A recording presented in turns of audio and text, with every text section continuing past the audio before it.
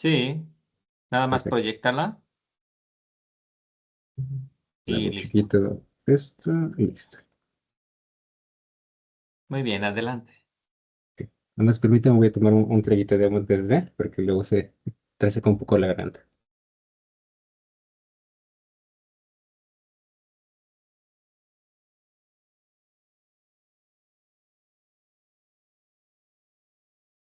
Listo, muchas gracias. Bueno, buenos días a todos. Mi nombre es Eric Humberto Salgado Mena.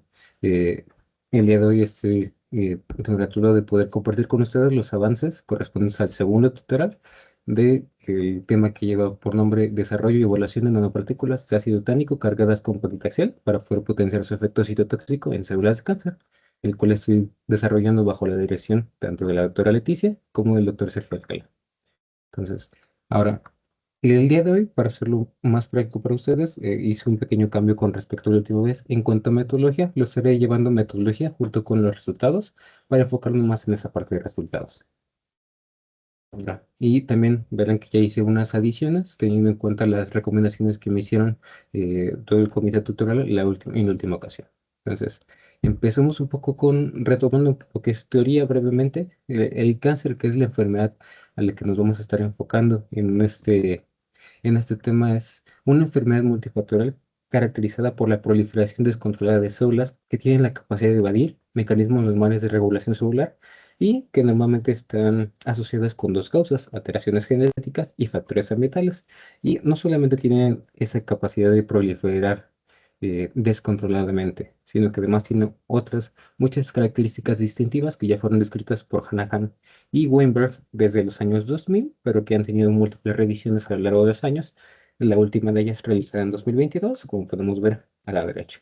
Ahora, ateniéndonos a cuál es su impacto global y también regional aquí en México.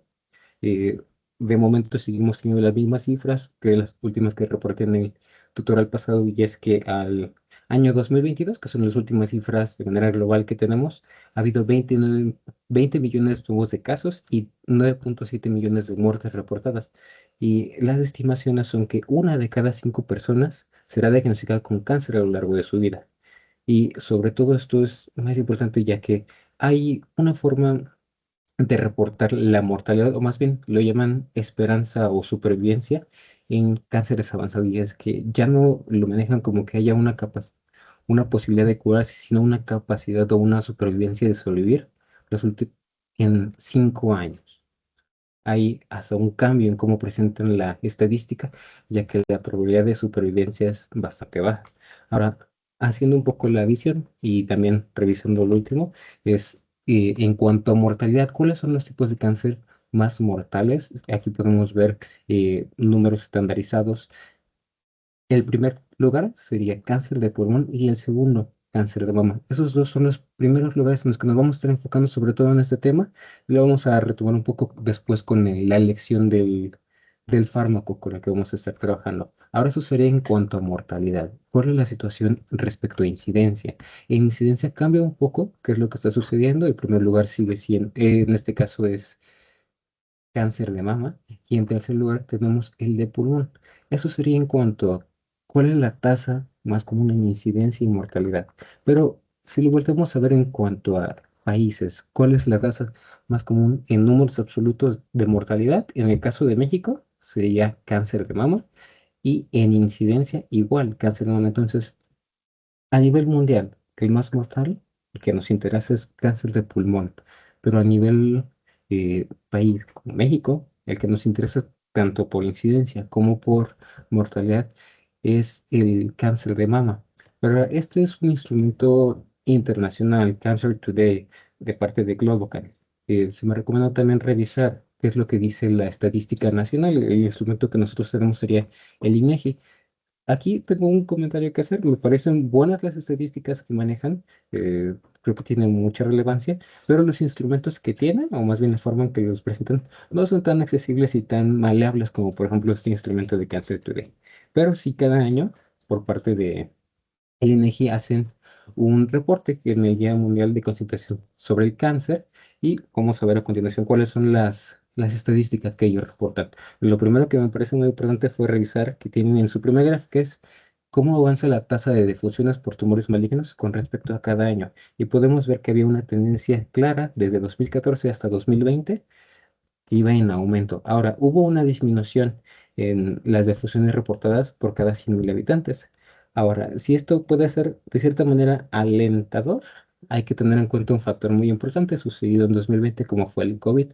Así que estos datos de aquí, no quiero desestimarlos ni hacer ninguna conclusión eh, apresurada, sino quiero que se tenga en cuenta también que esa disminución puede ser que, y no importa de qué enfermedad revisemos, cualquier enfermedad en 2020, 2021 hubo una disminución y hubo un aumento en COVID. Entonces, muchos de estos casos puede que consideremos que era un paciente con cáncer o pudo haber sido también que muchos pacientes con cáncer lamentablemente fallecieran por COVID o tuvieran complicaciones derivadas del COVID y por eso es que el número lo vemos disminuido, ya que había otra situación en el mundo pasando en ese momento o también que el reporte o la forma en la que se estaban tomando los datos pudo haber cambiado en ese momento por la situación que había en el mundo entero. Entonces, eso es lo que vimos en 2021 y 2022.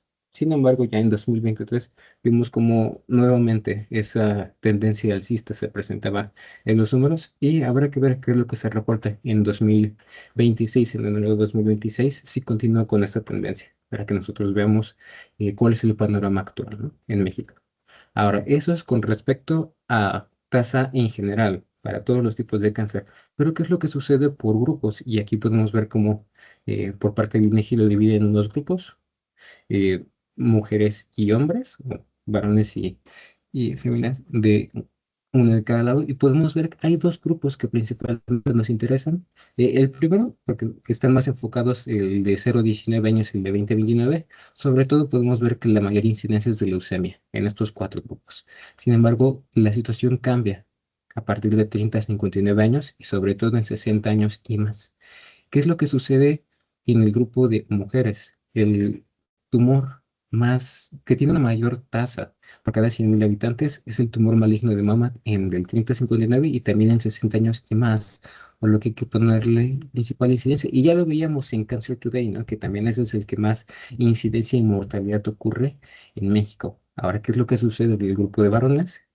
Eh, en, en este caso no podemos ver que sea el primer lugar, sobre todo en el de 30 a 59 años, pero ¿qué es lo que vemos que es importante en el grupo de 60 años y más? La tasa, el grupo con la tasa más alta sería el tumor maligno de tráquea, bronquios y pulmón. No lo asocian todo como pulmón, sino que lo manejan como tracto respiratorio, pero vemos ahí que también es de alta relevancia, ¿no?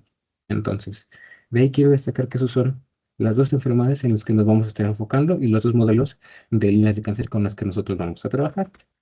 Ahora, ¿cuáles son los tratamientos de primera y de segunda línea para estas dos enfermedades, cáncer de mama y cáncer de pulmón? Vamos a tomar un ejemplo de los cáncer de mama, que de hecho también tenemos ese modelo dentro del laboratorio, que es el cáncer de mama HER2 positivo.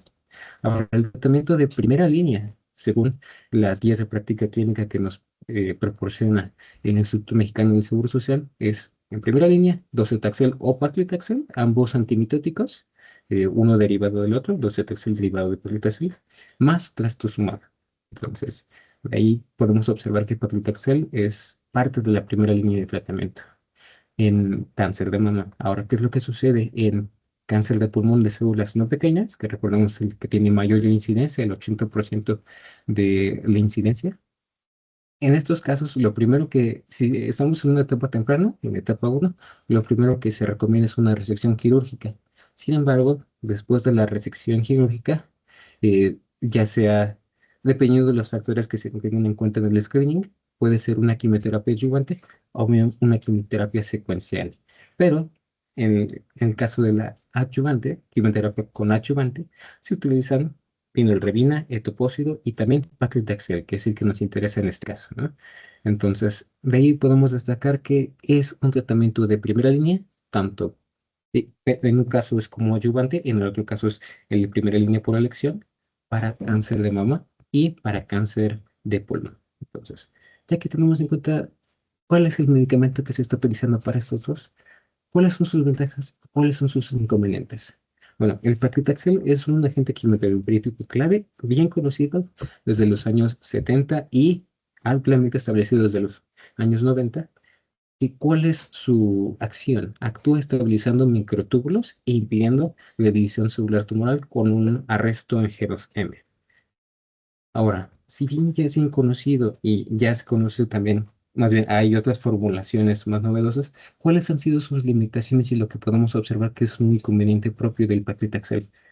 El más claro es su baja solubilidad acuosa. Y otro que es, tiene efectos adversos severos, como cuáles, como neurotoxicidad y reacciones de hipersensibilidad. Eh, y quiero destacar aquí una cosa, yo ya sabía, ¿no?, esto por parte de la de la literatura, que esos eran sus efectos adversos, pero para concientizar un poco más, porque pues, vamos a hablar de eso, para poder administrar paclitaxel, no solamente se requiere paclitaxel, sino que se requiere todo un tratamiento previo. Y sé que no es el único medicamento en el que esto se aplica, pero es necesario inmunosuprimir a la persona para poder evitar todos esos posibles efectos adversos severos, porque en caso de no inmunosuprimir a la persona, todas esas reacciones, es más, la reacción que puede tener el paciente ante paclitaxel sin esa inmunosupresión puede ser más severa y causar quemar antes de siquiera avanzar con la terapia. Entonces, esa es una de las complicaciones que tiene y la segunda es que también hay un desarrollo en la resistencia celular a esta quimioterapia.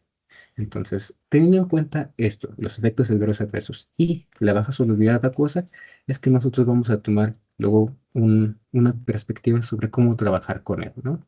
¿Y qué es lo que vamos a tener en cuenta? Hay un antecedente propio en el laboratorio. eh, la doctora Jessica Sánchez Carranza en 2023 publicó también derivado esto de su tema de doctorado, realizó una publicación en la cual se tomaba paclitaxel y se hacía un cotratamiento, tanto con ácido tánico como con etilfenato, en donde buscaban una cosa. Ya había antecedentes de que ácido tánico, el polifenol con el que vamos a estar trabajando, tenía la capacidad de tener actividad citotóxica, pero también hay muchas otras ventajas. ¿Y qué es lo que observó ella? Observó que eh, al ella actuar en su tratamiento, el paclitaxel, en una concentración de 25 nanomolar, junto con ácido tánico en 50 micromolar, observaban el mismo efecto de sobreestabilización de microtúbulos y, o sea, observaban el mismo efecto que paclitaxel en 100 nanomolar. Es decir, al ellos tener paclitaxel 4 veces menos concentrado, pueden observar el mismo efecto. Y además, una de las otras cosas que se buscaba probar, aunque ella no lo evaluó, es que ácido tánico también tiene un potencial antioxidante. Entonces, ahí ya tenían dos ventajas. Una es que les iba a poder apoyar con el ambiente microtumoral que tiende a tener especies reactivas de oxígeno. Por ahí es el efecto del ácido tánico. Y segundo, iba a ser un coadyuvante para poder lograr esa sobreestabilización de microtúbulos, tiene una concentración 4 veces menor. Entonces, ese es uno de los antecedentes que motivó el proyecto que vamos a hacer el día de hoy. Ahora, ya teniendo eso en cuenta, pasemos un poco a ya sabemos cuál es el inconveniente con Cell, cuáles son las estrategias que tenemos nosotros para poder mejorarlo, sobre todo el tema de solubilidad. En farmacia hay múltiples estrategias, unas de las cuales estoy aquí presentando es la formación de sales, cocristales, ahí existe el continuum sal-cocristal entre estas dos, también la inclusión de ciclohexidina, formulaciones con solventes, pero en la que nos vamos a enfocar principalmente sería en nanosistemas de liberación. Ahora, ¿por qué vamos a enfocarnos en nanosistemas de liberación y por qué me gusta mucho esta parte de la nanotecnología y sobre todo el cómo correlacionarlo con un potencial para mejorar la solubilidad? Es que, ¿qué es lo que sucede cuando nosotros trabajamos con nanotecnología? Imaginando un cubo, por ejemplo, de azúcar o de la materia que sea, de 2 centímetros por 2 centímetros por 2 centímetros, vamos a tener un volumen de 2 centímetros cúbicos y un área superficial total de 24 centímetros cuadrados. Pero si nosotros seccionamos ese, ese cubo en 4 partes, vamos a mantener primero que se mantiene el volumen, pero segundo, el área superficial que tenemos aumenta. Y si hacemos esa misma operación una vez más con cada uno de estos cubos, vamos a tener lo mismo, mismo volumen, misma masa, pero un aumento en el área superficial total. ¿Y por qué esto nos es interesante? Porque si bien sabemos que para nosotros poder correlacionar esto con la solubilidad, tenemos que entender cómo es que se disuelve. Ahora, la ecuación que nos describe cómo se disuelve o cómo medir la velocidad de solución de un fármaco tiene varios factores. Uno de ellos, que es directamente proporcional con la velocidad de disolución, es el área superficial expuesta. De manera que si nosotros podemos aumentar el área superficial expuesta al medio de disolución, también vamos a poder aumentar la velocidad de disolución con respecto al tiempo, según la ecuación de Naisy-Wolf. Ahora, pasando un poco ya a lo que sería la justificación del tema para concretar toda esta parte de teoría que hemos revisado, el tratamiento de cáncer actualmente enfrenta desafíos como la baja solubilidad y los efectos adversos de Paclitaxel, además de la resistencia adquirida al fármaco que limita su eficacia a largo plazo. Ahora, la combinación de Paclitaxel con ácido tánico ya ha demostrado en forma de material que tiene potencial para mejorar la efectividad, para reducir esta resistencia y mejorar la solubilidad, o en este caso, obtener el mismo efecto con una menor dosis. En este contexto, el uso o el desarrollo de nanopartículas de ácido tánico para poder lograr una liberación completa de Paclitaxel representa una estrategia innovadora que nos va a permitir optimizar la solubilidad del Paclitaxel y también esperamos minimizar los efectos secundarios. Y ahora, hice algunos ajustes en la hipótesis, también teniendo en cuenta las aportaciones del doctor Sergio en la última ocasión, en el último tutorial.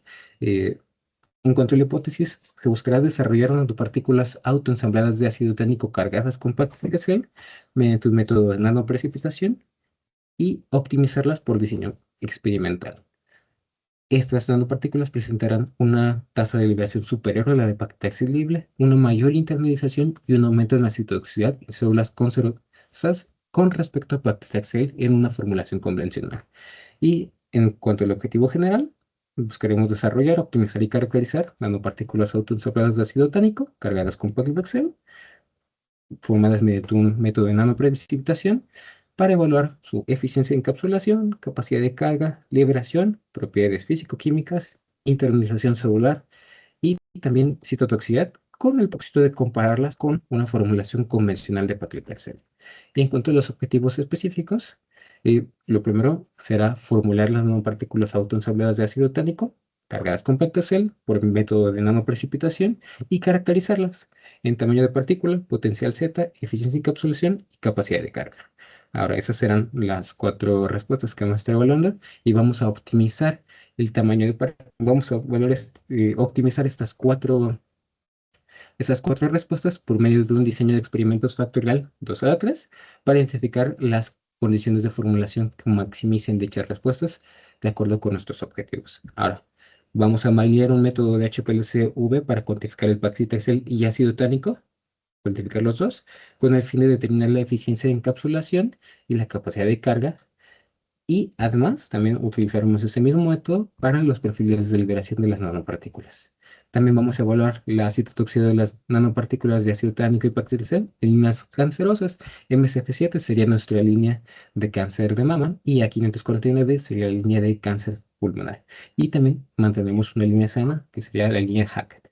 Mediante ensayos de viabilidad y las compararemos con una formulación convencional de paclitaxel.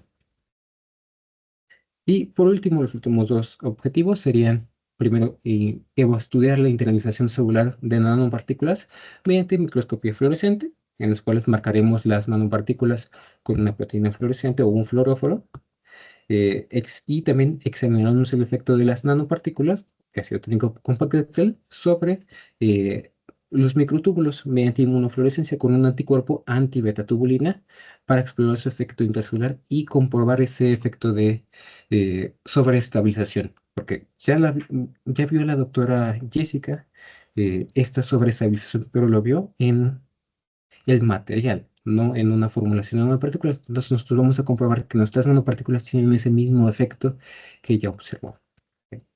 Ahora, pasando un poco a los resultados, y antes de empezar de lleno con los espectros UV, quiero hacer una aclaración.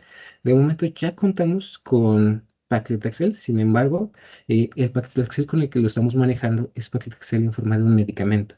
Es decir, estamos manejando una solución la cual contiene también excipientes. Entonces, lo que voy a mostrarles son datos experimentales, pero que contienen Paclitaxel en medicamento, y también voy a ocuparlos con la referencia de Paclitaxel, eh, de la literatura en la cual no tienen excipientes. ¿Y cuál es el principal excipiente que voy a estar revisando que esté presente o no está presente en las nanopartículas? Sería el cremofor.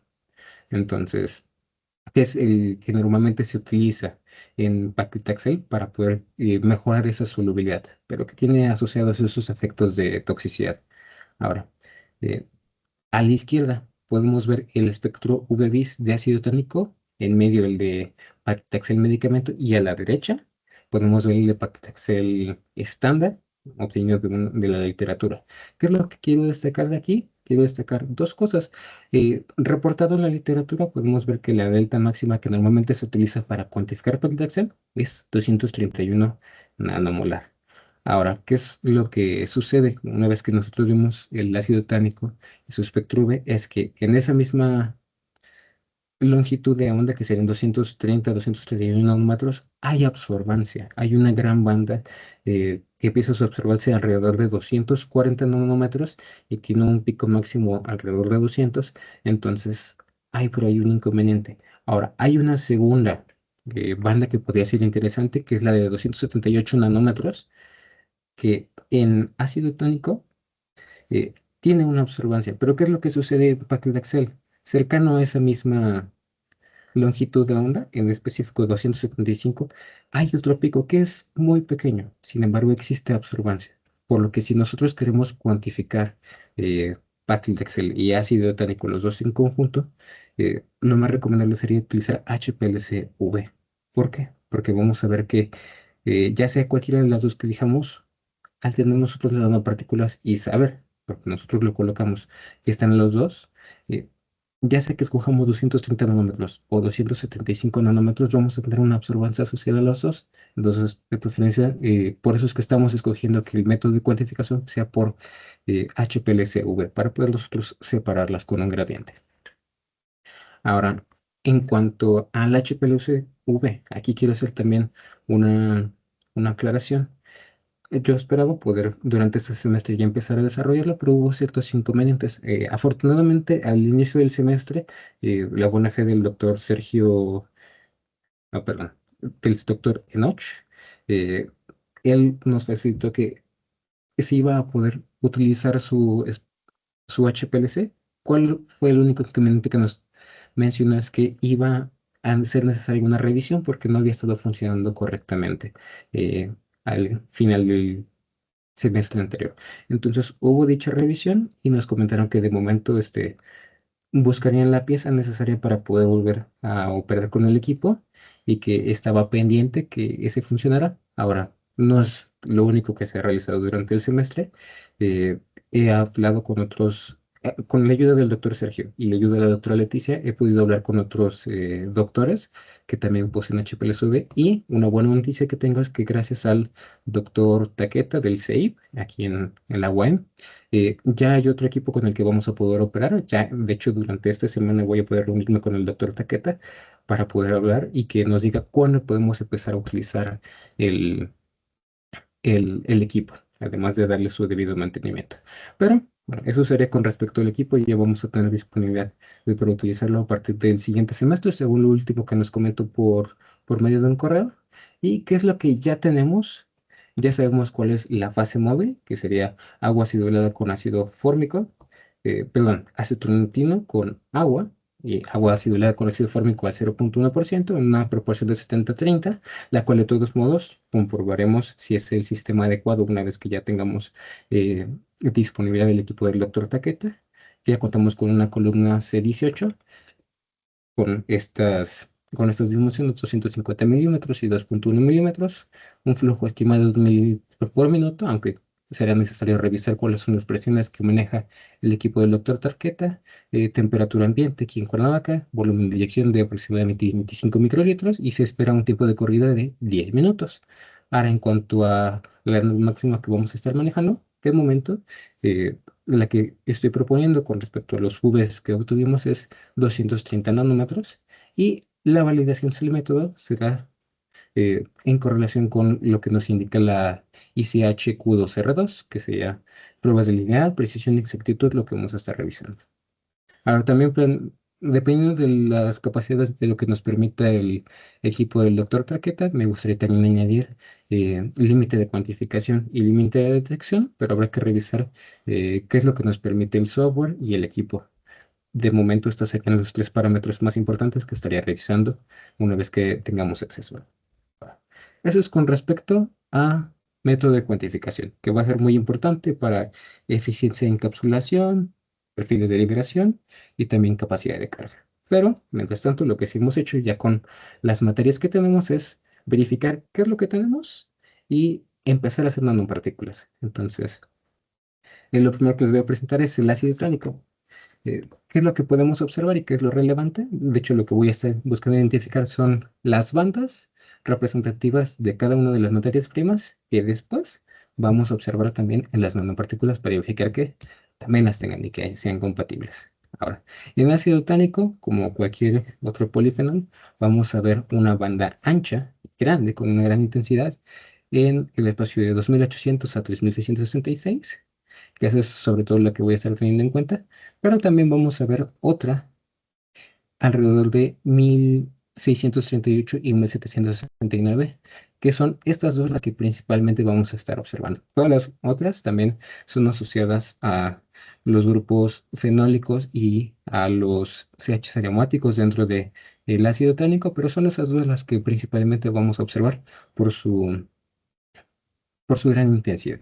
Ahora, lo podemos aquí comparar con un espectro obtenido del NIST, obtenido de la literatura, donde podemos confirmar que tiene el mismo comportamiento del ácido tánico con respecto al de la literatura.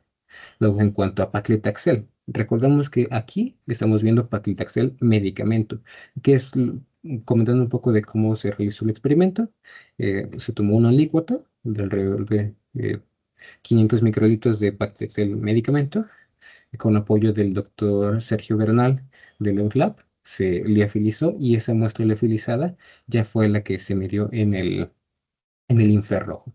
Ahora, ¿qué es lo que nosotros podemos ver y quiero destacar? Aquí hay tres, tres, tres bandas que son interesantes. La tensión del OH entre oxígeno e hidrógeno entre 3000 y 3600 que podemos ver aquí, que es ancha, aunque no tan ancha como la del ácido tánico, pero aquí hay otra entre 2776 y 3021, que esta es una tensión CH asociada a carbonos sp2. Ahora, voy a cambiar un poquito y aquí podemos ver, este es un espectro obtenido en la literatura de paclitaxel y podemos ver que tiene la misma entre 3000 y 3600. Sin embargo, en menos a 3000 podemos ver que sí hay una banda, pero es mucho menos intensa que este.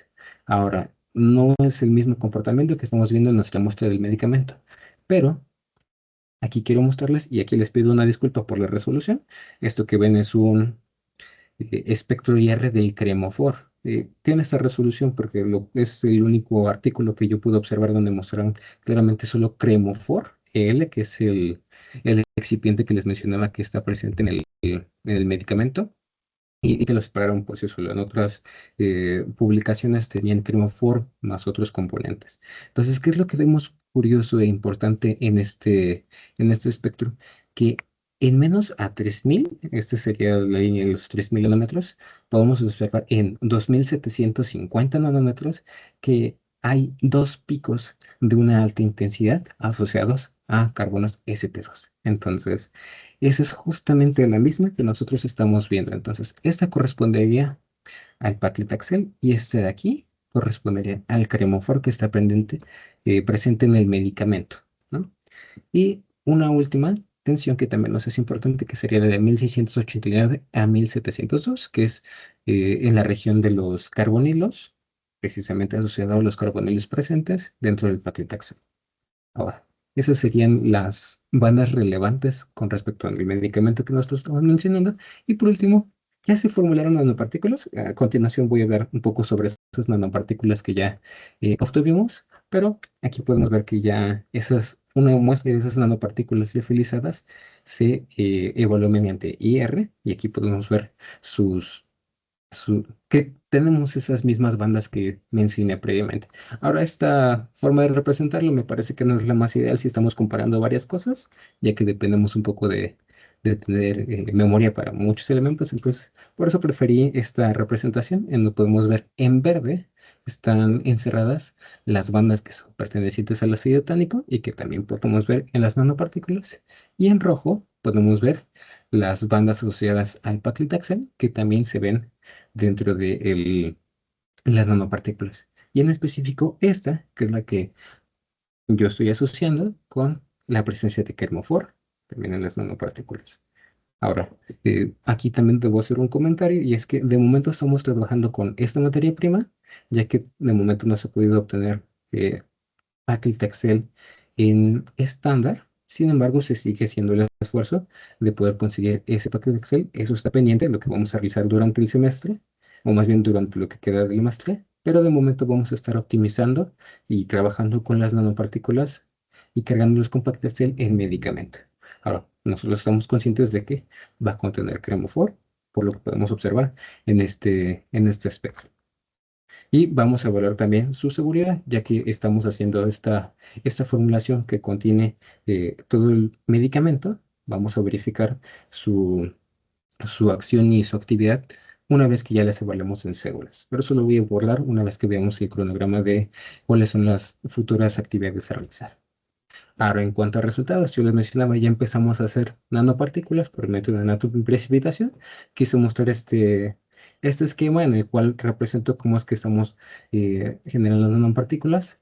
Dentro de la bureta, nosotros estamos colocando la fase acuosa, la cual contiene el ácido tánico. Y dentro del sistema de inyección, nosotros estamos colocando la fase olesa, la cual tiene el paclitaxel.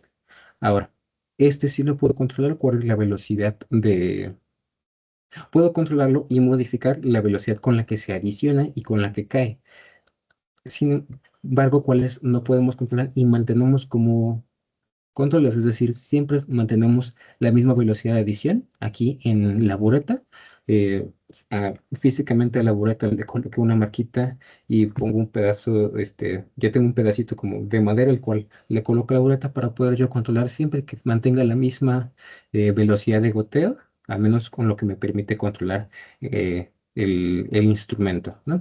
También otros factores que yo mantengo estables con apoyo también de un acrílico serían col- la columna de óleo, o más bien la altura que tienen tanto esta jeringa del sistema de inyección y también la bureta, para así poder garantizar que siempre estoy haciendo mis experimentos a la misma altura.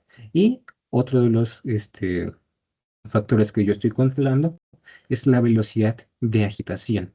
Entonces nosotros controlamos tres cosas: la velocidad con la que estamos agitando, la velocidad con la que estamos adicionando la fase oleosa y por último también el ratio en masa del ácido tánico que estoy poniendo dentro de la solución en bureta y del paclitaxel. ¿Vale? Entonces esos son los tres factores que estamos controlando. El resto los estamos manteniendo como factores fijos.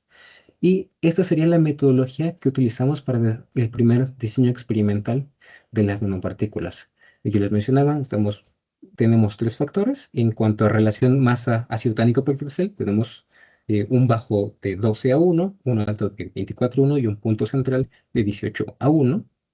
En cuanto a la velocidad de agitación, manejamos 500 RPM, 1000 RPM y un punto central en 750. Y por último, en velocidad de adición, un nivel bajo de 0.5 minutos por minuto, un nivel alto de 3 minutos por minuto y un punto central en 1.75. Y realizamos un eh, diseño experimental 2 a la 3 con 3 puntos centrales para poder tener los suficientes grados de libertad para poder hacer el análisis de nuestros resultados.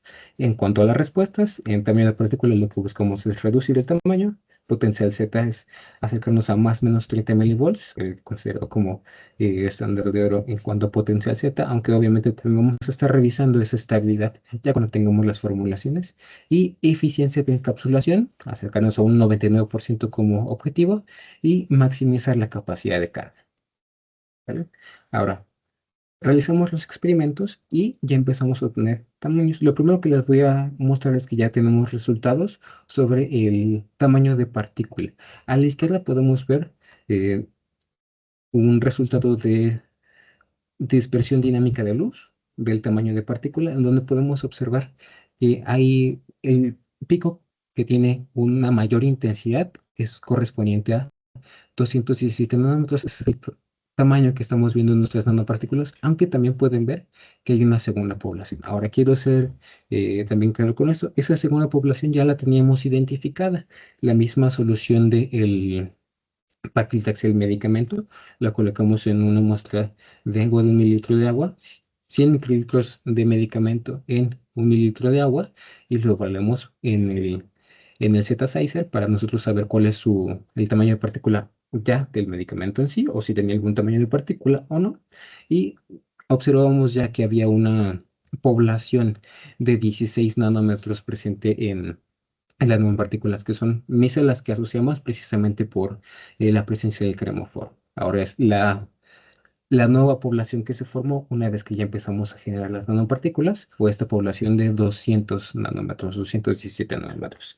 Eso es el experimento en el Z-Sizer por medio de dispersión de luz dinámica. Ahora, ¿qué es lo que nosotros observamos con apoyo del doctor, una vez más, el doctor Sergio Bernal de LUTLAB? Observamos que las nanopartículas que enviamos eh, y se analizaron por SEM tenían presente justamente ese tamaño que ya veíamos en el DLS. Tamaños alrededor de 269, 259 y 253 nanómetros, teniendo un promedio de alrededor de 225 nanómetros en las nanopartículas. Entonces, podemos confirmar que lo mismo que observamos en el Z-Sizer, lo vemos en el SEM, pero no solamente eso, también otro resultado relevante es la forma. Podemos confirmar esa tendencia a la esfericidad que tienen nuestras nanopartículas. Ahora, eso sería en cuanto a tamaño. En cuanto a potencial Z, ¿qué es lo que estamos observando? Y aquí voy a hacer un poco más hincapié en los resultados después, cuando ya empezamos a mostrar diagramas de Pareto y demás.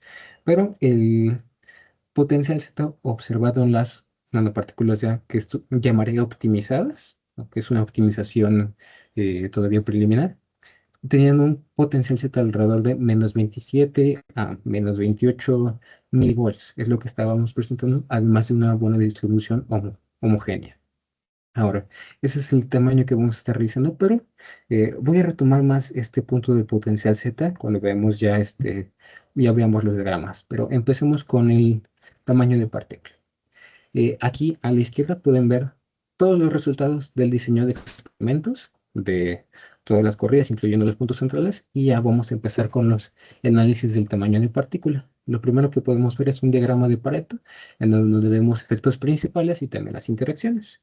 Y podemos ver justamente que a partir de esta línea, vemos que hay dos efectos o dos factores principales que están teniendo influencia sobre el tamaño de partícula. El primero es el ratio de ácido tánico patrilaxel, con su nivel alto, y el segundo es la velocidad de agitación, aunque tiene un menor efecto estandarizado, pero es con su nivel bajo, ¿vale? Y todas las interacciones, así como la velocidad de adición, no están teniendo un efecto estandarizado que por lo menos garantice el 80% de los resultados. Entonces, nos quedaríamos con estos dos, al menos del momento. Vamos a revisar el resto de los resultados del análisis del tamaño de partícula. Ahora, también realizamos una nova para poder nosotros saber cuál es el porcentaje en el que nosotros podemos explicar el comportamiento de los resultados. Y quiero destacar que la R cuadrada fue 93, pero la R cuadrada ajustada por los grados de libertad fue 83. Entonces, con los resultados que de momento hemos obtenido, que son correspondientes a una repetición, obtuvimos un 83% de la variedad que podemos explicar con el modelo, al menos de momento, aunque se van a estar haciendo más repeticiones. Y también vamos a obtener después los resultados obtenidos con el HPLC, que también van a sumar para poder nosotros tener más resultados y optimizar las nanopartículas en todas las respuestas, ¿no? Ahora, eso es con respecto a cuál es el porcentaje de variabilidad que nosotros podemos explicar. Y en cuanto a los factores, destacamos que los únicos dos que obtuvieron un valor P menor a 0.05 fueron el ratio ácido tánico perteneciente y la velocidad de agitación. Vemos lo mismo que veíamos en el Pareto. Estos son los únicos dos factores que están siendo estadísticamente significativos de todos los que estamos considerando. Ahora, También podemos ver que en el gráfico de efectos principales, en ratio ácido tánico potencial, vemos, similar a lo que veíamos en el Pareto, al nosotros aumentar el ratio a 24, vemos que el tamaño de partícula tiende a ser mayor, y al disminuirlo, el tamaño de partícula tiende a ser menor, alcanzando hasta 280. Ahora, en cuanto a la velocidad de agitación, si nosotros tenemos una menor velocidad de agitación, la velocidad de agitación de 500, el tamaño es más grande, y si aumentamos la agitación, el tamaño es más pequeño, cercano a los 300. Y la velocidad de adición prácticamente no está teniendo inferencia con respecto al tamaño de partícula. Observamos que se mantienen en el mismo intervalo ambos, o al menos su inferencia es menor que con respecto a los otros dos factores que podemos manejar. Y en cuanto a contorno, superficie y respuesta, lo que nos interesa es tener un tamaño de partícula menor, lo que sería esta zona roja de acá, que sería la que es entre 200 y 300 nanómetros. Y para alcanzar esa contorno, superficie y respuesta o esta superficie, eh, ser, al menos este gráfico lo que recomienda es 100, velocidad de agitación de 1000 RPM y un ratio ácido tánico Plectexel de 12. Ahora, ya teniendo en cuenta todos los resultados antes mencionados y con apoyo del software de StatGraphics 16, de- buscando optimizar la respuesta, lo que nos recomendaba el software era un ratio de ácido tánico Paclitaxel de 12, con una velocidad de agitación de 998, redondeando serían 1000, y una velocidad de adición de 3, prediciendo que el tamaño de partícula que estaríamos observando sería alrededor de los 204 nanómetros. Ahora, en cuanto a potencial Z, ¿cuál es el panorama? Eh, al, al revisar el ANOVA, nosotros pudimos observar que la R cuadrada es cercana a 47, mucho menor que la otra que estábamos viendo en tamaño de partícula, pero la R cuadrada ajustada ya con los grados de libertad es del 0%, lo que significa que, al menos con los resultados que hemos obtenido eh, y el modelo que estamos manejando, no podemos explicar la variabilidad asociada al potencial Z. Sin embargo, la parte buena de los resultados que hemos observado, no tanto del análisis de varianza, pero sí del potencial Z, es que sí se encuentran dentro del intervalo que nosotros deseamos. Pero ninguno de los factores eran estadísticamente representativos o estadísticamente significativos en cuanto al análisis de la varianza. Ahora, en el diagrama de Pareto podemos ver que ninguno de los factores, ni principales ni tampoco sus interacciones, superaban la línea del efecto estandarizado deseado. En cuanto a los efectos principales, lo que sí podemos ver es que el que tuvo una mayor inferencia fue que el, la zona que nos interesa es más cercana a menos 30 milivolts, y a nosotros reducir la velocidad de agitación, podemos ver que hay un menor potencial Z, o al menos más cercano a menos 30 milivolts, que es lo que nos interesa. Y de los otros dos efectos, que sería el ratio más ácido tónico potasio y la velocidad de adición, se mantienen en un mismo intervalo. Entonces tienen una menor inferencia, al menos que con respecto a la velocidad de agitación, que es el que tiene un mayor efecto estandarizado.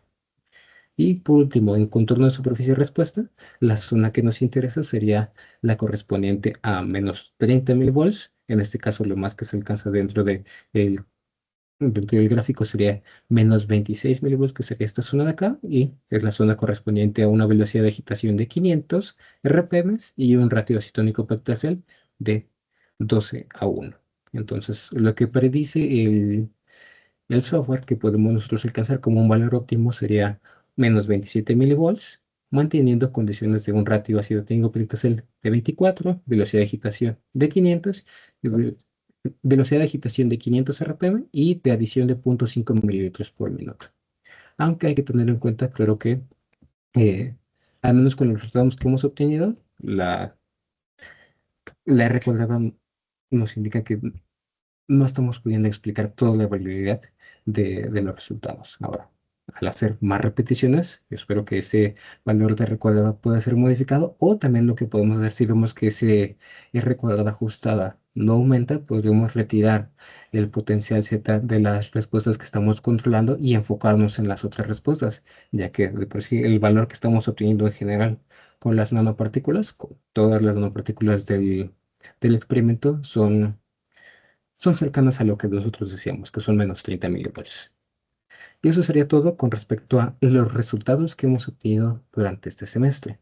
Y ahora voy a empezar un poco con lo que sería el cronograma de actividades. De momento ya contamos con las materias primas, que decíamos, menos el paquete Excel estándar, pero vamos a trabajar de momento con el paquete del medicamento. Ya se realizaron las pruebas de solubilidad, pruebas de preformulación, los ensayos preliminares de las nanopartículas y empezamos a caracterizarlas y optimizarlas. Además de que también ya cursé durante este semestre las materias de físico-química, biología y tópicos de cáncer y quimioresistencia. Ahora, esas son las etapas que ya hemos realizado, pero ¿qué es lo que todavía se plantea para realizarse durante el siguiente semestre y sobre todo el siguiente año? Eh, Se planea que durante los primeros meses del siguiente semestre se empieza a realizar la validación del método de cuantificación y una vez que ya tengamos la certeza de que el método está funcionando y que es exacto, repetible y también de que tenemos el tiempo suficiente de disponibilidad en el equipo, empezar a realizar los perfiles de liberación y permeabilidad.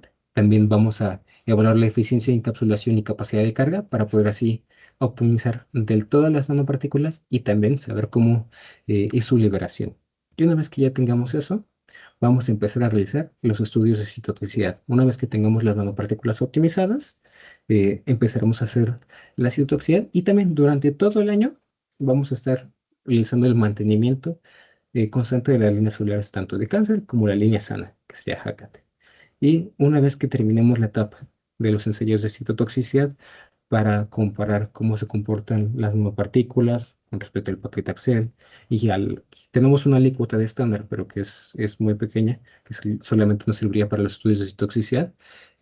Compararíamos cómo se comportan esas tres en la citotoxicidad y después ya empezaríamos con el análisis de la internalización celular, es decir, cargar las nanopartículas con un fluoróforo y observar cómo es que se ven en microscopía de fluorescencia. También se planea que durante el mes de enero, o dependiendo de la disponibilidad de la doctora Anaí, que era la, no recuerdo si es doctorante o postdoctorante de la doctora Lourdes, del Laboratorio 6, nos va a estar dando un curso sobre cómo ocupar el microscopio de fluorescencia que está dentro del Laboratorio 6 para poder realizar estas evaluaciones. Ahora, una vez que se tenga esta etapa, para el último semestre, el semestre 4, ahí se estaría realizando los últimos análisis, que son los análisis sobre el efecto de los microtúbulos, con apoyo del doctor Enrique Salas, del IBT. Vamos a cargar, más bien vamos a colocar las nanopartículas y también se van a administrar los anticuerpos antitubulina para poder nosotros observar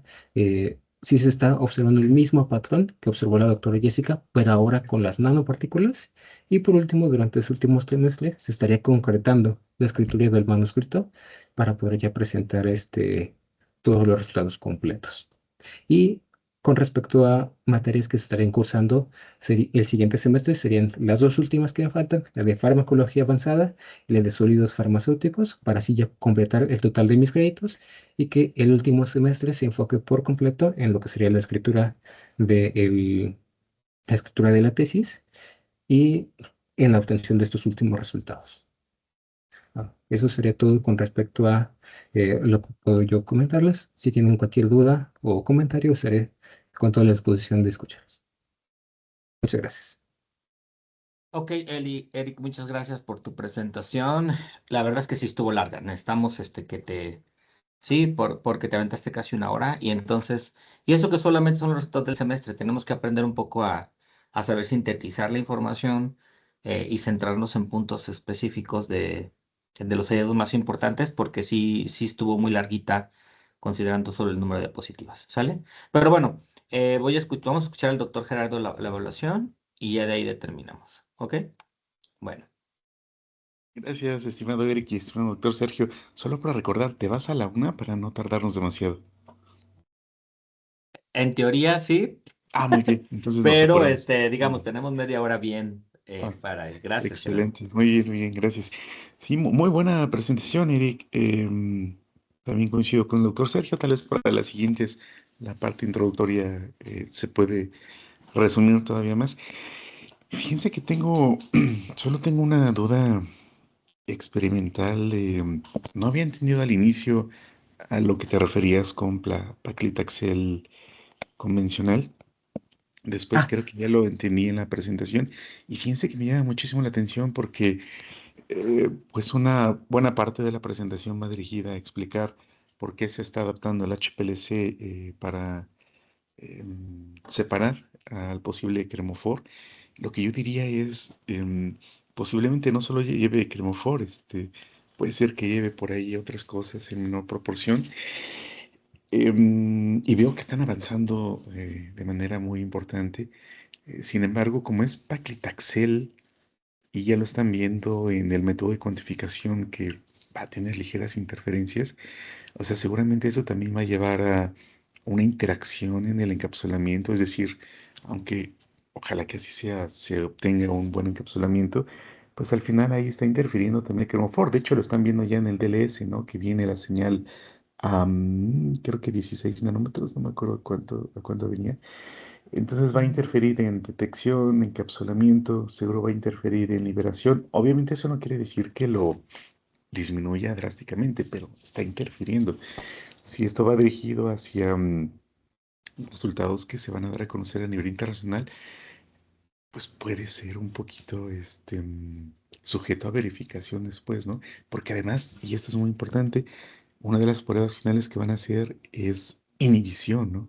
Entonces sabemos que cuando ponemos algo en contacto celular, pues hasta el agua, hemos visto el agua es tóxica, ¿no? Depende del grado de concentración. Entonces, tal vez mi sugerencia sería, en tanto más rápido pudieran poner ya el estándar, creo que sería muy bueno para... Esto está ayudando para explorar cómo responde los métodos, ¿no? Pero creo que al final sí, también es tiempo que tal vez podrías dirigir hacia, no sé, tal vez yo me iría, por ejemplo, con el tánico, que el tánico lo tienen solo, ¿no? Desarrollar sí. todos los métodos de cuantificación, establecer cómo va a ser el seguimiento de liberación, el IR y todo lo demás, y tal vez esperar un poquito con paclitaxel. Esa sería mi opinión, ¿no? Naturalmente, tus asesores tienen la última decisión porque si ya se está invirtiendo mucho tiempo, pues después se van a tener que hacer ajustes, supongo, con el paquete Excel, ¿no? Ese es uno de los comentarios principales que tendría. El segundo es un poco en relación al método de encapsulamiento, que veía que en el documento que nos enviaste no viene mucha información sobre el método. E incluso yo diría en esta diapositiva, aprovechando este bonito esquema, a lo mejor ponerle etiquetas de quién va en la fase orgánica, quién va en la bureta, quién está abajo, concentraciones. Y creo que por ahí se maneja un poquito sobre el tipo de sistema nanoparticulado, pero en realidad creo que no mencionas nada de información, salvo que va tánico en la bureta y paclitaxel en la jeringa, creo, entendí. Eh, Creo que eso ayudaría para el resto del jurado saber en qué proporciones van y qué tipo de sistema nano se está formando, ¿no? Porque mucho del diseño experimental, más allá de los parámetros de tamaño, PDI potencial, pues en realidad dependen de la ingeniería del sistema nano, ¿no? O sea, puede ser que tengas menos 27 milivolts, pero depende de qué nanopartícula estemos hablando, ¿no? O sea, esta diapositiva creo que se puede todavía darle una presentación más formal, más profesional, sobre todo porque entendí que va un doble encapsulamiento, ¿no, Eric? No, es un No. encapsulamiento simple.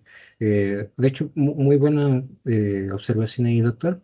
Con respecto a el método, sí voy a adaptar. De hecho, estoy anotando aquí con mi mano, intento que no se vea tanto aquí, pero voy a añadir dentro de este esquema lo que serían, qué es lo que representa, o más bien, dónde está fase acuosa, fase oleosa, proporciones, porque sí, después para que se entienda bien, sí hay que como que poner todo eso y es mejor hacerlo en el esquema para que quede bien claro. Y lo voy a tomar tanto para presentación del siguiente tutorial como para el manuscrito, sobre todo en el manuscrito esto lo va a ver reflejado a partir ya del siguiente semestre, doctor.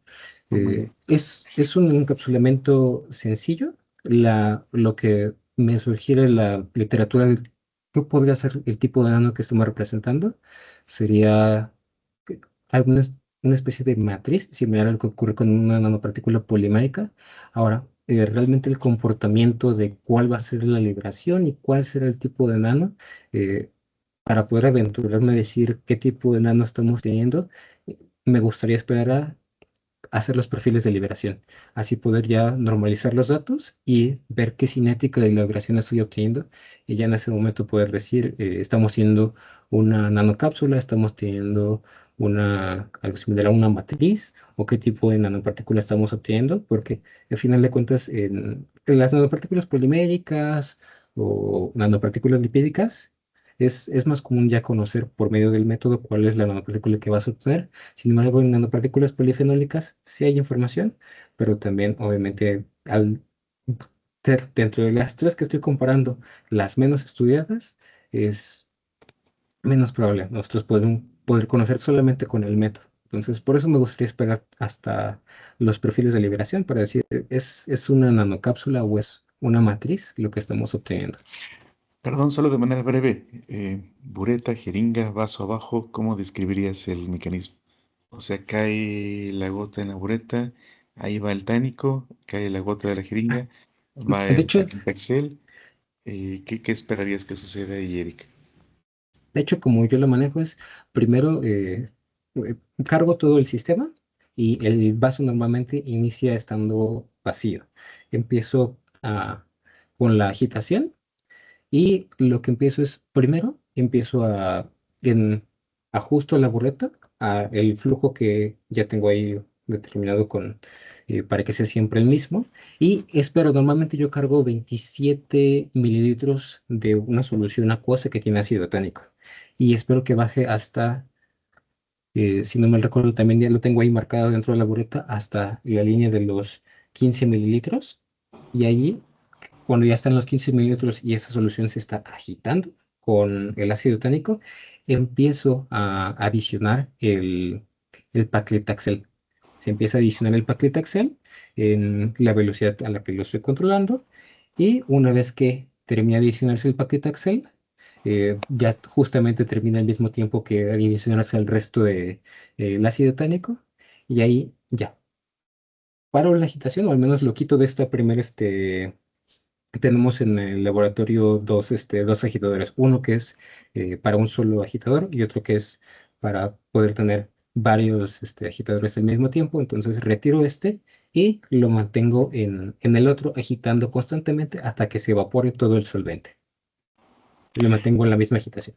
Por ejemplo, si estaba haciendo el experimento a 1000, lo mantengo a 1000 hasta O que sea, se evapore. si entiendo bien, se está esperando una especie como de condensado, una especie, al ser un polifenol, no sé si se le puede llamar una especie de eh, poliplex, no sé si vaya por ahí, y el tipo de interacción lo esperan por cargas, Eric. Así es, se espera que sea por cargas, y también que haya apilamientos P que estén facilitando este poliplexo, como usted lo menciona, doctor, y que dentro de ese poliplexo esté incrustado dentro de toda esta matriz. El paclitaxel es lo que estamos esperando. Oh, claro, fíjate que tal vez en tu documento que en su momento va a formar parte de tu tesis y en esta presentación podrías poner ese mecanismo de interacción y un poco más de detalles en esta metodología. Entonces, fíjate que tengo una duda porque si este condensado sobre esos dos mecanismos va a formar un sistema nano, porque mencionabas al inicio que una de las cuestiones de paclitaxel es el reconocimiento que ya tiene, ¿no? Por diferentes líneas. Supongamos que no fuera completamente un sistema de cápsulas, sino un sistema un poquito más matricial. De alguna manera podría quedar expuesto el paclitaxel y facilitar ese reconocimiento rápido por las líneas de alta resistencia. ¿Ay, qué ventaja representaría tu sistema nano, Eric? Por ejemplo, el sistema nano, la idea de poder tenerlo en un sistema nano, viene justamente de también otro resultado que de hecho me parece que lo voy a adjuntar después en mis referencias, y como un anexo, y es que algo que hizo la doctora Jessica, voy a regresar un poco a los resultados de la doctora Jessica, no solamente hizo estas pruebas en células, sino que también hizo un in sílico, haciendo una propuesta de cómo es que estarían actuando estos dos en conjunto, y lo que representaría un sistema de nanopartículas que permitiría el arreglo para que estos dos puedan actuar sobre la tubulina, es decir, que mientras se están liberando y estos llegan hasta el núcleo, estos pueden unirse los dos o al menos se facilita la liberación para que ambos juntos puedan estabilizar a la tubulina, unirse a ella y estabilizarla. Entonces, esa es la ventaja que nosotros tenemos, que no solamente ya está al menos predicho en in silico que paclitaxel actúa sobre tubulina, sino que también ácido tónico puede actuar en conjunto sobre tubulina para poder estabilizarla. ¿Y tienes algún conocimiento sobre cómo podrá ser este desensamble del condensado? Porque es decir, me imagino que el estudio in sílico se hace imaginando los dos componentes por separado, ¿no? ¿Qué tan fácil Sí. va a ser la liberación de tánico o paclitaxel del complejo? ¿Qué tan rápido pudiera ser? No sé si tengas alguna hipótesis, Eric. De momento, lo que he visto con respecto a estudios de liberación de nanopartículas polifenólicas, no he visto ninguna que tenga ácido tánico con un medicamento, pero sí he visto nanopartículas de polifenoles que contienen medicamentos y se evalúan su liberación. Entonces, lo que se suele ver en estas moléculas similares al ácido tánico es que tienen una liberación del tipo matricial, que es controlada. O sea, no es una liberación rápida, sino que es una liberación controlada a largo plazo. Entonces, es la hipótesis que yo tengo, que va a ser el mismo comportamiento. eh, va a ser una matriz la que estemos formando y va a estar se liberando, o sea, no rápido, sino lento a lo largo de 24 y 48 horas. Y yo espero ver un comportamiento similar cuando lo estemos aplicando en células. O sea, tal vez no va a ser tan rápida la acción de la citotoxicidad, sino que va a ser un ritmo más lento, pero vamos a alcanzar el objetivo y se va a mantener la dosis a largo plazo. Muy bien, fíjate que creo que en los objetivos específicos no se menciona algo sobre estabilidad. Ya por el potencial Z, desde un punto de vista físico-químico, apuntaría que hay un sistema aparentemente estable. ¿Tienen en mente hacer un estudio en este sentido, Eric? Eh, por limitaciones de tiempo, eh, no lo hemos hablado y no lo hemos considerado, eh, pero la verdad es que sí me es interesante hacerlo. Sobre todo a mí me interesa por dos cosas. De momento estamos trabajando con el medicamento, el cual ya nos está dando unos resultados que nos indican estabilidad. Tengo ahí las alícuotas, este, pero una vez que podamos cuantificarlo, me gustaría manejarlo y ahora sí medirlo, o sea, cuál es la concentración que voy a tener en mis muestras al momento de obtenerlas y la concentración que yo tenga, una vez que ya, digamos, esté ya en la última etapa de mi proyecto, poder medirlo para así de alguna manera saber cada mes qué tanto iba cambiando la concentración de paclitaxel y cómo funcionaba esa estabilidad. Pero para poder hacerlo, sí tendríamos que esperar, o al menos vamos a esperar hasta al a los, al HPLC, a poder tener ya todo completo con el HPLC. Sí, lo menciono un poquito pensando tal vez en un estudio breve dirigido hacia los ensayos celulares, porque algunas veces, como ya lo mencionan, mucho va a estar dependiendo del tamaño. Aún Sí, con un potencial elevado podría haber ahí algún fenómeno que llegue a afectar los estudios. Y nada más por último, después del diseño que nos has explicado, ¿ya se tiene entonces un tamaño definido cerca de 200 nanómetros? así es. Estas son las primeras repeticiones, las que observamos. Después de eso, para poder enviar muestras con el doctor Sergio para analizarlo, he estado haciendo, o más bien he estado obteniendo otras repeticiones del optimizado que nos da el software. Y sí, el comportamiento que estamos observando es, voy a mover hasta los valores del tamaño, es cercano a los 217 nanómetros en DLS. Y la única prueba que hemos hecho con SEM es esta y estamos obteniendo tamaños alrededor de 225 más o menos 25 nanómetros.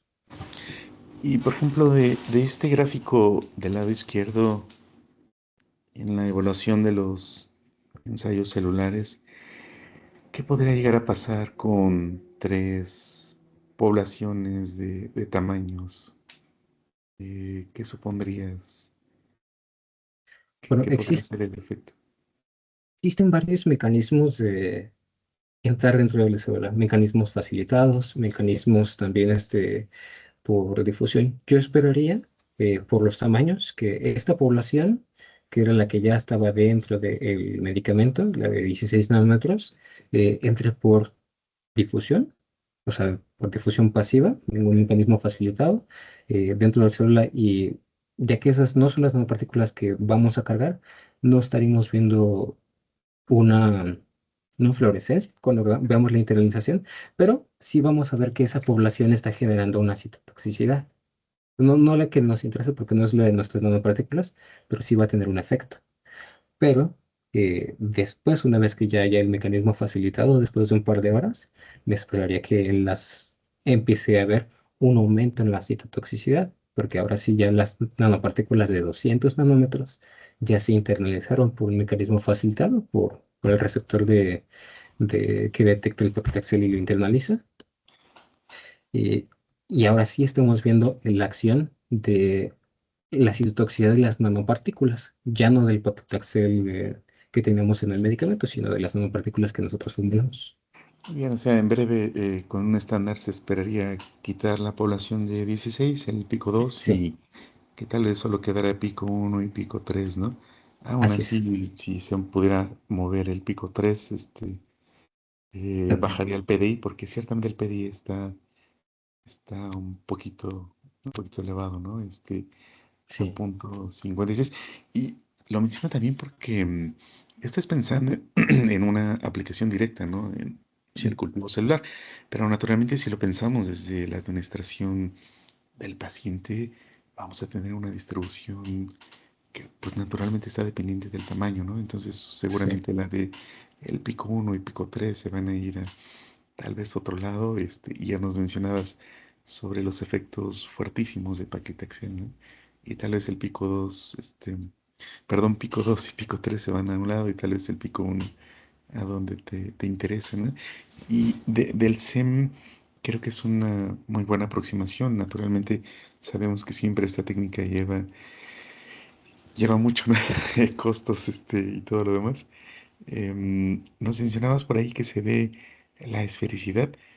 O sea, sí se alcanza a ver, tal vez en su momento con el optimizado, y si lo tuvieran sin el comercial, con el estándar únicamente, tal vez podría tenerse una mejor apreciación.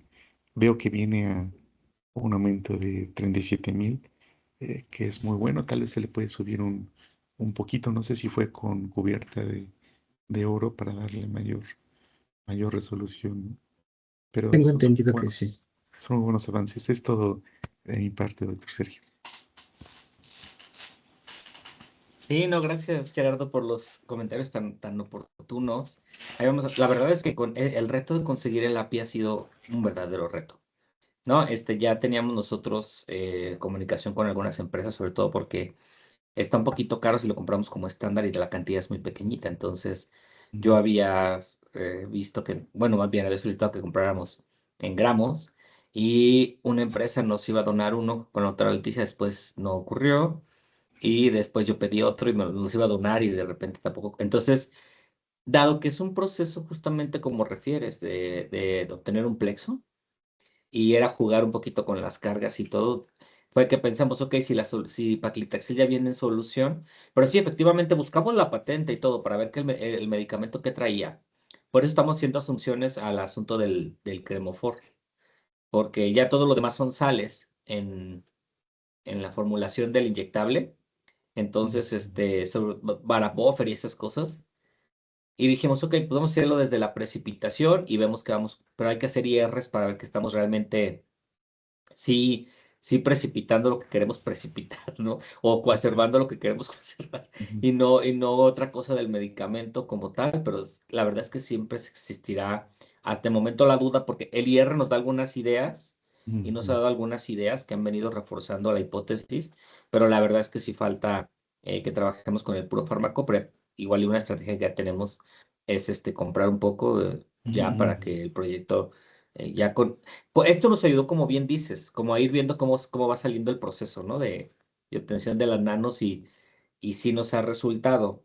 Entonces, sobre todo porque el ácido tánico es muy soluble, ¿no? Y el paclitaxel, no, y por eso lleva tanto cremofor para...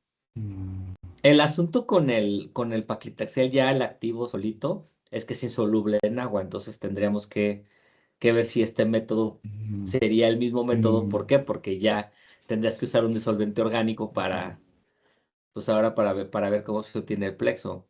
Entonces, pero al menos estas primeras intenciones nos van a dar idea de la premisa que tenemos de que en teoría el ácido tánico favorece la internalización del paclitaxel. Pero creo que son buenas asunciones y esta parte celular pues no me meto mucho porque la doctora Leti es la experta en ello y le estoy orientando esa parte, pero sí era obtener al menos unas ideas de que ahí van obteniéndose algo, ¿no? ujú. Algo nano, ¿no? Sí, porque ¿cuánto es la cantidad de paclitaxel para cada lote, más o menos, Eric? La cantidad de paclitaxel está siendo de alrededor de 3 miligramos 3 miligramos. Muy bien. ¿Para como qué volumen, más o menos? para un volumen de 30 mililitros. 30. O sea, lo que se me ocurre a lo mejor bajar todavía, tal vez a la mitad, por lote, y como dice el doctor Sergio, tal vez con un estándar, que ahorita revisé rápido en Sigma, y creo que andaba por ahí uno de 40 Sí, miligramos 40 en 40 5 mil miligramos. miligramos. pesos. A lo mejor hacerlo rendir así, Exactamente. Al Sí, menos ya para las partes finales del proyecto, ya hacerlo rendir, Sí, sí. sí, sí, pudiera ser, Y la sí. onda es que el que venden en Sigma, pues es estándar HPLC. Y Ujú, entonces, igual igual si no lo quiere certificado, pero como es estándar para metodología analítica, por eso está bien caro. ujú, Como materia prima está muy barato, pero el asunto es que, bueno, más bien, no está muy barato, está más barato que eso. El asunto es que, pues, como es controlado, pues se compra bajo otro procedimiento, ujú. como materia prima, ¿no? Pero bueno, esperemos a ver si en estos días algo se resuelve y si no, continuaremos con esa muestra que hay en Sigma Oh, muy disponible. bien, muy bien. Y tal vez me imagino que en uno de los controles en ensayos de células va a ser como la paclitaxel medicamento y ácido tánico en Exacto, sí, solución, sí, sí. sí, que es Y como el que ya tenía la doctora. sí, sí, serían además controles. tenemos Ujú. por parte para estudios en células, hay una alícuota muy pequeña, que la verdad es que es a final de cuentas lo que se utiliza en células, o sea, son cantidades irrisoriamente pequeñas, pero tenemos una alícuota nanomolar, en concentraciones nanomolares de paclitaxel, lo cual sí nos sirve para esos ensayos que todavía nos faltan en células, pero que la verdad es que no es suficiente, no alcanzamos ni 2 miligramos para poder hacer un lote de nanopartículas. Entonces, eso está reservado para utilizarlo muy bien con los ensayos de células. Muy bien, perfecto. Pues Muy creo que en bien. general son buenos avances para este segundo semestre. No, hombre, muchas gracias. Pues bien, Eric, la doctora Leti va a revisar el video que le pases para que ya nos diga cuál es el doctor Eric, perdón, Ayala, para que nos diga qué calificación le pone y la complementamos con la que me diga ahorita el doctor Gerardo. Entonces, como todavía no vamos a tener que darte la definitiva calificación, pues hasta aquí vamos a despedirnos de ti. Ya mañana platicamos tú y yo al respecto de los comentarios y de los planes que tengamos que hacer para el próximo semestre. Y ya compárteles el video, ¿sale? Espero Sí, que al doctor. salir no saque la sesión, me imagino que no. Si tú sales, No, y ya es, ya te confirmo, ya que tengamos la otra opinión del doctor Eric Ayala, ya tendríamos la calificación final, ¿sale? Creo que sí, doctor. Entonces paro la grabación y me retiro, pero lo dejo con la sala abierta. Órale, Gracias, sale. Eric. Muy buena Gracias, tarde. Que estés muy bien. Igualmente, gracias. muy buena tarde.